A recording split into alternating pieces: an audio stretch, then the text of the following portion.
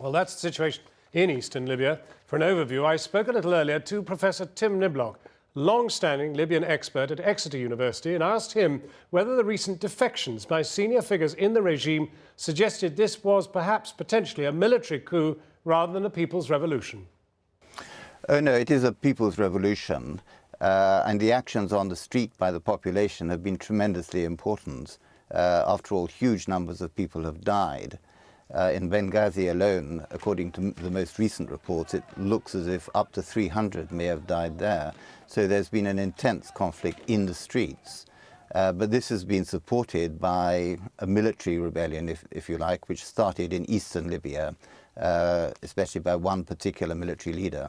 But isn't this perhaps what distinguishes it from the other revolutions that have occurred across North Africa, in that this is the first time we've seen army units, as it were, actively on the side of the people rather than perhaps protecting the people?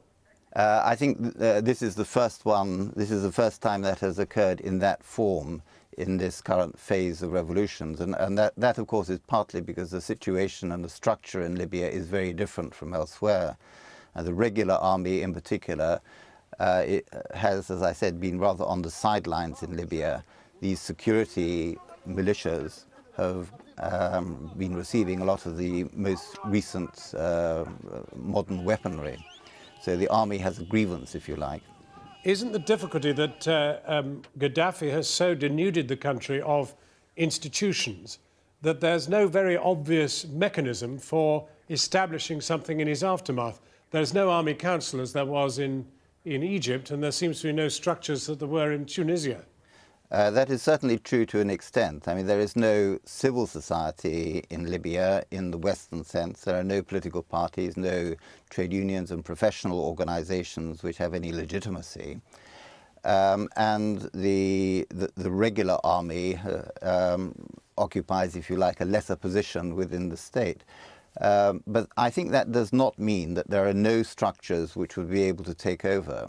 One could envisage some kind of alliance between some of the army leaders who have defected from Gaddafi with tribal leaderships, with some of the people who have been active in the protests on the streets, and perhaps with one or two figures who have been ministers in the past and who have kept some reputation for being clean and honest. So as you look forward, do you see tribalism rearing its head, civil war, or do you think that this possible handover to embryonic alliances might see the day through?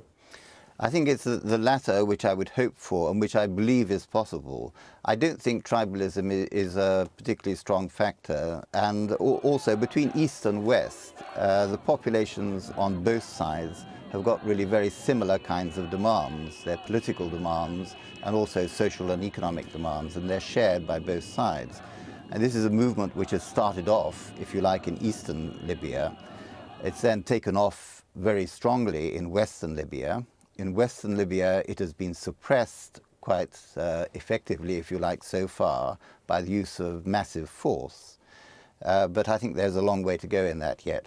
And finally, Gaddafi himself, incapable of compromise, dies at his station?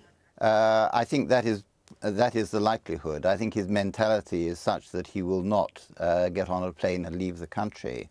And even if he did, there's a question of where he would actually go to. I don't believe that any Arab country would accept him at the moment.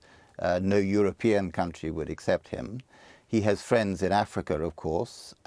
He's good friends with the president of Burkina Faso and with Mugabe in Zimbabwe. I suppose he could go there, but I imagine that even they at the moment would think twice before accepting someone who has carried out the kind of brutality which he has carried out on the population.